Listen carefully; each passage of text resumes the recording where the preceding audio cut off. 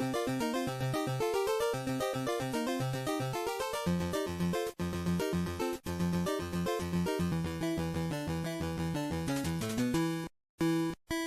everyone, and welcome to the Pit and Paddock Racing Show for May 7th.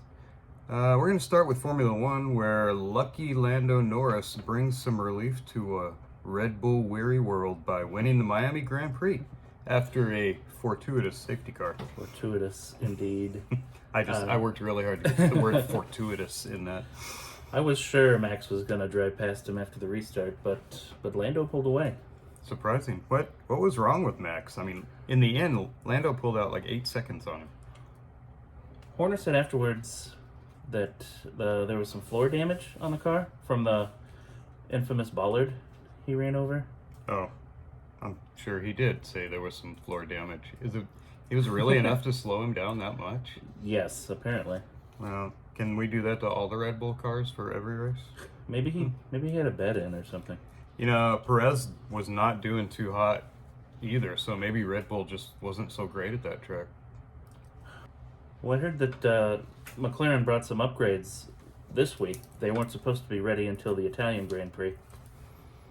That's what they're saying about Ferrari too, that Ferrari's bringing some major upgrades to the Italian Grand Prix.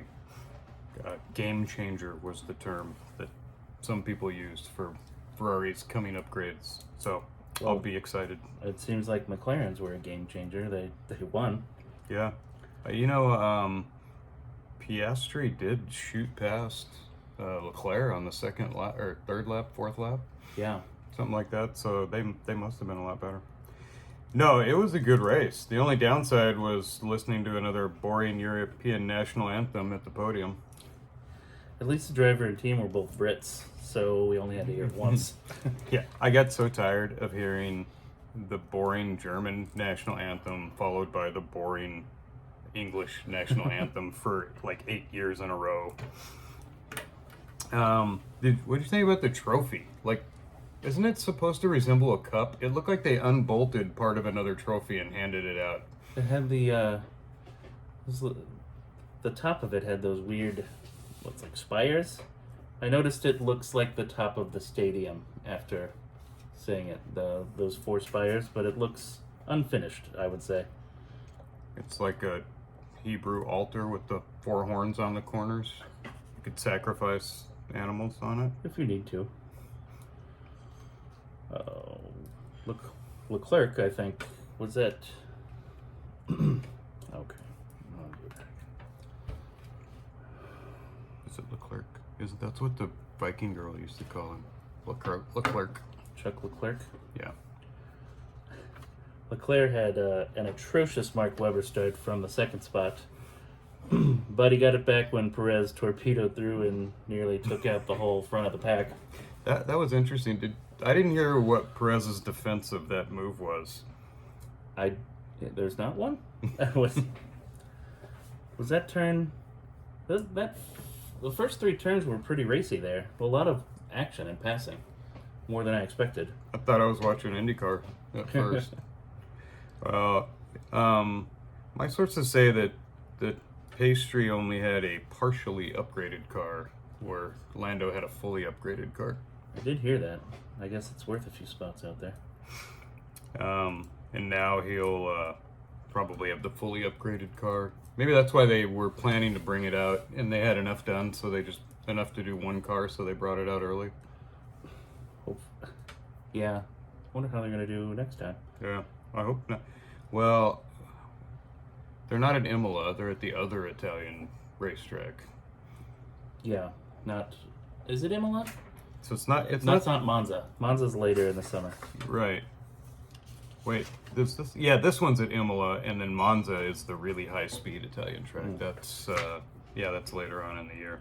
Maybe after the break. Maybe. I'll have to look. Lando was really happy. It was hard not to be happy for Lando. He's such a happy little dude. He's been close a lot. I saw a clip of him walking out of the garage, I think, on the internet. Some fan is yelling. He's like, "Hey, when are you gonna win a race?" And he like turns and looks at him and flips him off. That was Saturday, so I I guess I guess he took it to heart. Well, see, all you need is a reason. You can do anything. He needs to thank Magnussen for crashing Sargent on lap 29. That's what led to the safety car that let him pit in half the time and keep the lead. Someone has to tell Magnussen that he doesn't have to sack fly for other teams. Yeah, he does enough for his own. He did let the world know that he's not happy playing wingman for the team every race, though. Well, after all the penalties Saturday and Sunday, he is now 2 years older. He, crap. I forgot what I was going to say. You know, if he doesn't want to be the guy getting all the penalties to help the team get a point, he should qualify higher than his teammate, and then his teammate can do the wingman move. That's a pretty good point. Poor Piastri broke his front wing on lap 41 after a race ruckus with Sainz in the Ferrari, forcing him to pit, and then he ended up running 13th after running an honest second place for a while. Sainz did get a 5-second penalty for that. F1 doesn't want too much racing in their race series. It feels Alonso's anti-Spaniard conspiracy theory.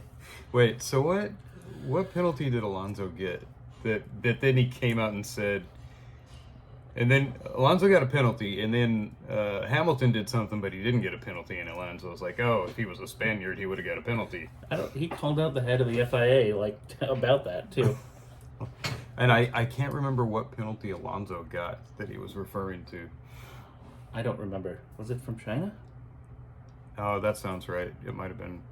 No, China was where Hamilton barreled in. Or no, that was the sprint race. I'm sorry. Hamilton barreled in at the sprint race. So yeah, I think it was China. He had a couple bad calls on him last year, too, so he's probably been boiling on that for a while. Yeah, he refers to himself as the dark side anyway, so. Ricardo, the unlucky, Sunday unlucky, went from dead last, 16th. So I guess that's an improvement, but this was supposed to be a little bit bigger of a turnaround weekend for him. He's kind of doing worse than he did before McLaren booted him. He is. I mean, he had the one bright spot of fourth in the sprint race. So he did get a nice pile of points there. I don't remember how he possibly got fourth. He just qualified. He qualified fourth, and he just stayed there. He got a lot. Well, nobody wanted to race too hard, and I think if there had been a pit stop, he probably could have got undercut pretty easily. Yeah. But yeah, I guess he just got an honest qualifying. Sonoda, though, an impressive 7th finish, now up to 10th in the driver standings. How does that happen? That's Lance Stroll's spot. I don't know. Yeah, he has the Lance Stroll points. He now holds the Stroll family chair for the Humanities and Vertically Challenged Studies. Oh, poor Yuki. I believe Ocon got the Stroll point this race, finishing 10th. The first point for Alpine? It's French, so you don't pronounce half the letters. So probably like Alp. Oh. Yeah. I've been wondering when Stroll's dad's going to replace him with the competitive driver, but the lower teams are probably hoping that he stays, because then they can all race for that 10th point. Free points. I saw that President Trump was in the garage pre-race, and he was visiting with Zach Brown and the McLaren team, who then promptly won their first race in 3 years. Oh, he's lucky. But why would he pick the orange team to visit? I don't know. He's making it too easy there. Yeah, it seems odd. None of the pre-race shows even mentioned him being on the grid. And then McLaren had to put out a statement assuring everyone that they are not political and they don't endorse any candidate. I wonder, is there... Because you would have think he would have been to the Haas team, being the one American team, but... does he have a connection with Zach Brown at McLaren? Not that I know of. Zach Brown's American. Yeah. But did any teams put out a statement when President Clinton was in the garage visiting people a few years ago at the U.S. Grand Prix? No. Oh, that's weird. They only have to do it for Trump because they're European people. That makes sense. So, was that Sargent's last race? Are we going to get an announcement pretty soon? I hear all these rumors that he's not gonna last past Miami. That's what they said. They're trying to get some paperwork in on a 17-year-old, but it has to get approved by the FIA. Antonelli? Apparently, you can't. They can only approve Europeans that are not qualified for a super license, not Americans. Oh, so that's why Herta couldn't get the ride, because he was an American and it didn't count. You have to be European. Can I get a license? No. Hey, can a 17-year-old? Yeah, sure, why not? Speaking of which, Andretti, the House Judiciary Committee is opening a probe into Liberty Media over not allowing Andretti into F1. Because Liberty Media owns the commercial rights to F1 and they are an American company. Yes. Apparently the Andretti name still has a little bit of traction. Well, I saw the letter that I think I don't know, a dozen congressmen signed and sent to Liberty Media and said, your rules say you can have up to 12 teams, and you denied our guy, you denied Andretti a shot without really telling him why, and I don't know, that smacks of violation of I forget what act, like the Hatch Act or something, for anti-competitive behavior. We might have to investigate that. I know Congress is all over anti-competitive behavior all the time. Yeah. Does Liberty Media, are they the ones that turned them down, or was it there's 6 organizations within that thing. I don't know how this thing runs on a day-to-day basis you've got Liberty Media, then there's the teams that run something, and there's so many different levels. Because the FIA approved the Andretti application. Yes. But then the Formula One, I don't know. The management group? Yeah, something. I mean, I don't think Liberty was the one that actually said anything. It was the owners, the team owners group. I don't know, but it sounds like more of a, hey, the U.S. government is aware of the situation type of.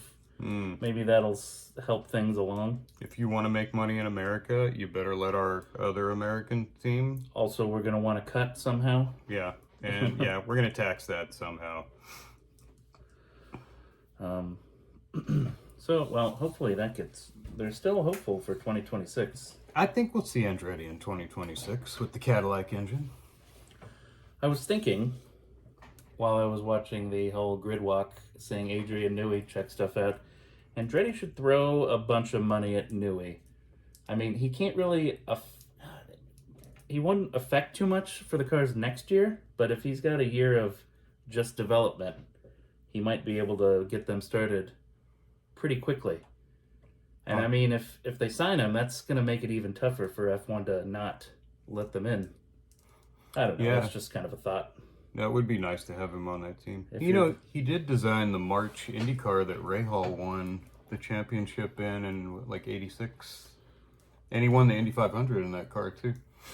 Back when IndyCar used to have different chassis. Man. And Rahals could win races. How does this guy do all this? Yeah. With his little notepad there. I'm still a little uncertain that he's going to be such a genius with the 2026 formula, because I think it's just going to be too heavy engine and not enough heavy aero for him to use his genius. Well, he's going to get paid. Yeah. I've heard it's in the 8 figures that he gets a year, so $10 million a year minimum, that you could fund 3 IndyCar teams with that amount of money. Man. You could take Max's salary could fund a couple of IndyCar teams. Because, when you don't have to design and build your own car from scratch, it saves a lot of money.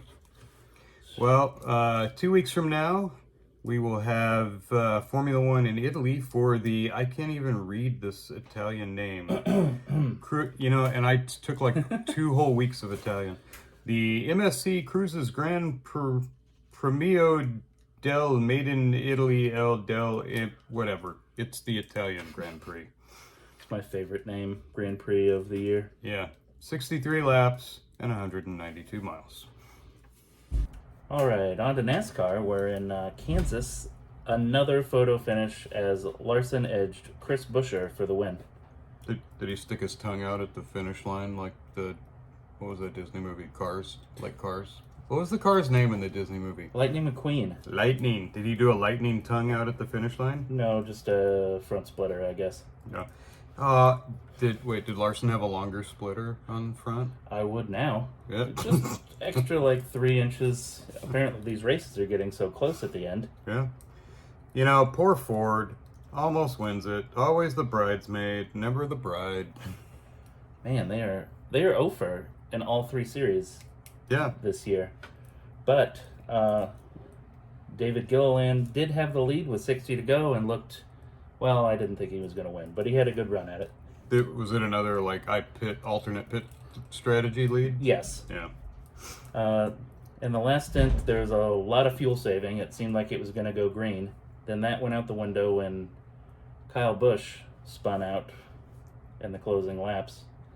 And then everybody's got enough fuel. And then everyone got their fuel, and we ended up with a real close finish. What was up with the finish line? It was all wanky. I don't know. It looked like Michael J. Fox was painting it. I'm sorry. No, we should cut that. You should. Is it too soon? Mm-hmm. Yeah. Well, it's not like he just died. Oh. Then it would be a bad taste joke, but he's still alive. So okay. He's had Parkinson's disease for like 30 years. I like it. Overall, an excellent race. Probably one of the best I've seen in the last few years. The track had 3 to 4 grooves. You could pass easily. Aero wasn't a huge concern. Once you open up that many grooves, it's a lot easier to get by people. I liked all the last lap bumping that went on. If that was F1, those 5 guys would have all gotten penalties. Yes. That body slam right there before the start-finish line was pretty hard. That was... Oh, he smacked him pretty good. He was just like, nope. Nope. And, early on, it looked like it was going to be Larson and Chastain. Shasta? Oh, it's French, so it's Chastain. He's from Florida, so Chastain. Oh, Chastain. It looked like it was going to be Larson and Chastain battling it out most of the day, and he just kind of faded a little bit. Yeah, he didn't have that ending speed there. Well, neither did Buescher, I guess. We should still call him Chastain. Chastain. Who was the Italian dude in Talladega Nights? Oh, the French... was he French? Jean Girard? Yeah, like that. Chastain. Hey, my man Gilligan finished a mediocre 14th after running the Long John Silver livery again. Stick to peanuts. Yeah. Did warn him about that livery. Never paint questionable seafood products on a race car. Oh, man. Hey, let's talk paint jobs. The one that stuck out at me the most was the number 16 Kraus. Is it Kraus? Is that how you say his name? Kraus? Derek Kraus. Kraus, not Kraus. Kraus. His car just said the Wyoming Project. And I'm like, what? It sounds like a covert op to destroy the world's cow methane or something. I could definitely come up with some conspiracy theories for that. Yeah.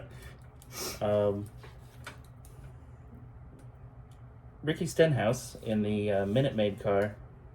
Someone needs to tell them not to put the 47 in front of Minute Rice, because then it looks like 47 Minute Rice, and that's not a good advertisement. That's just regular rice at that point. Yeah, I was going to say that's actually the correct time to cook rice. Minute Rice. Oh, 47 Minute Rice? That's not exciting. Yeah. You know what? I like the 31 Henrik had the Le Golf car, which is, I think, a discontinued Volkswagen product. Le Golf. Le Golf. The one they sold in Mexico? Yes. Bubba Wallace in the Moneyline car, which is a CIA front to fund Ukraine weapons. Number 3, Dylan, was sponsored by bioethanol, but was he running bioethanol in the car, or did they just buying some advertising? Well, he finished the race, so probably not.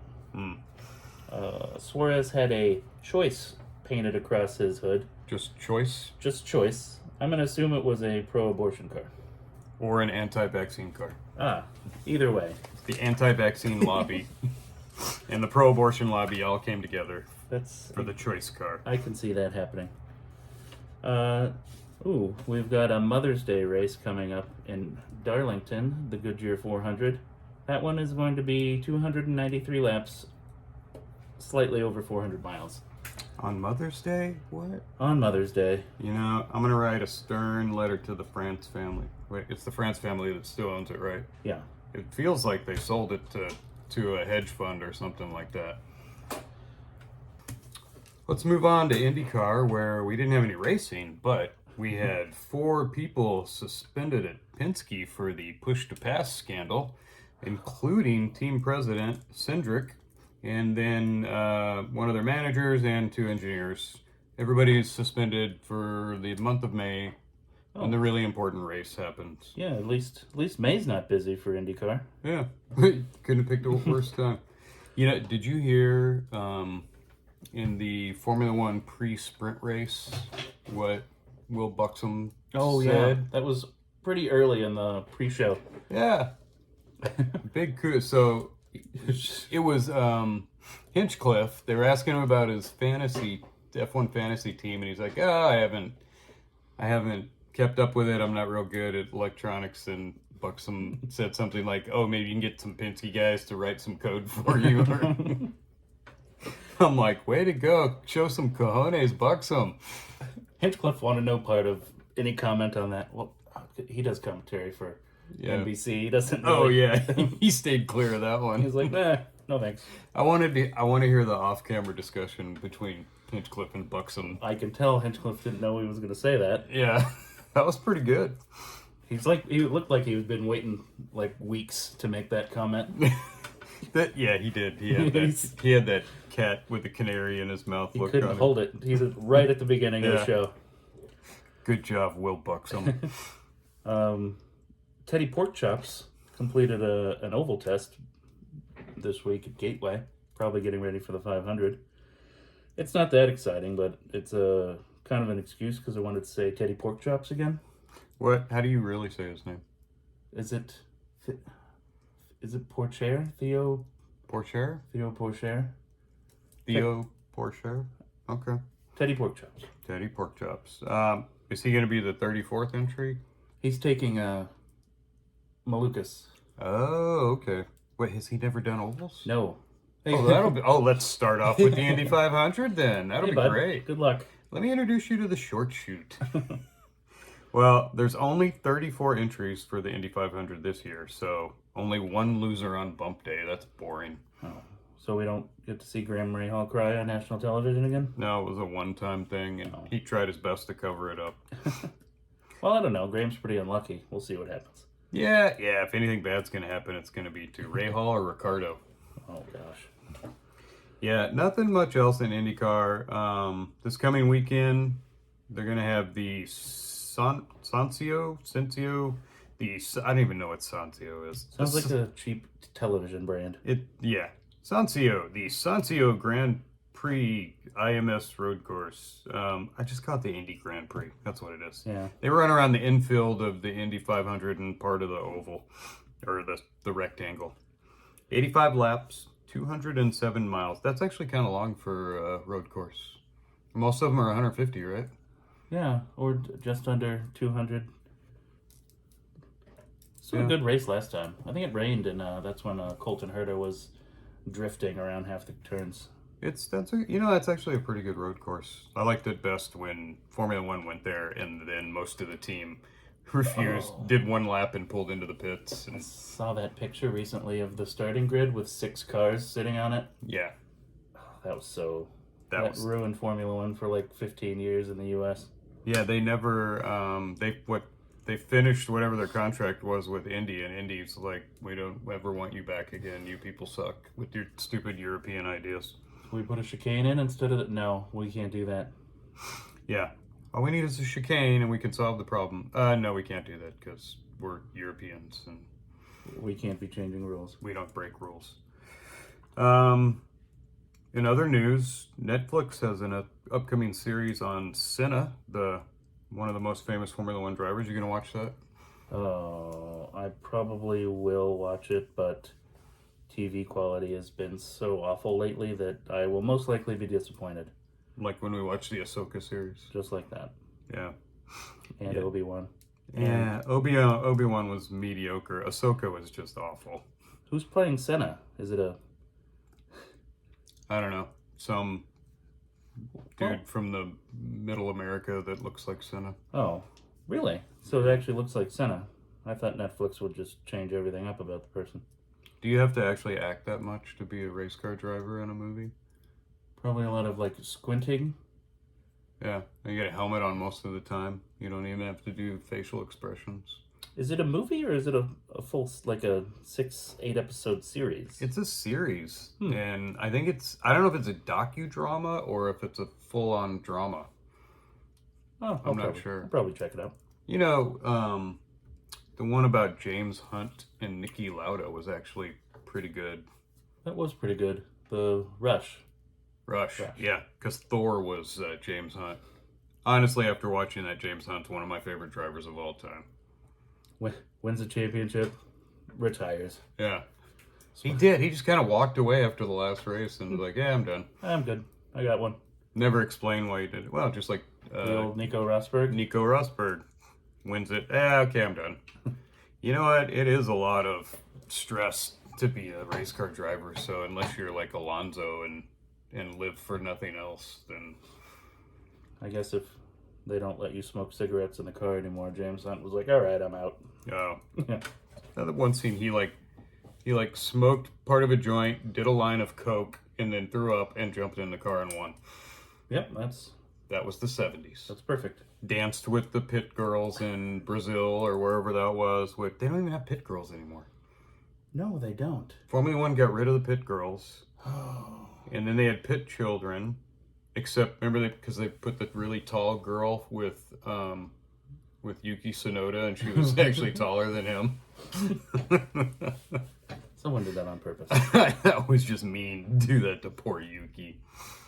Yeah, they don't have pit babes anymore. Remember, they used to have a pit girl in F1 that would hold the flag, the nationality of the driver. Oh yeah, and they would stand in front of the car and look attractive. Yeah, and hold the flag. Yeah, they were fluff. We can't have that anymore. You know, wasn't it the Me Too movement that killed that? I think that's when it all happened, after the Me Too movement in America. F1 got rid of the pit girls. Lame. Except one of, like, Brazil. I think for like 2 years, Brazil was like, we're not getting rid of the pit girls. We're going to do what we want. Yeah, come on, we're Brazil. They might even still have them. I have to pay attention. Maybe F1 will refuse to show them. Probably.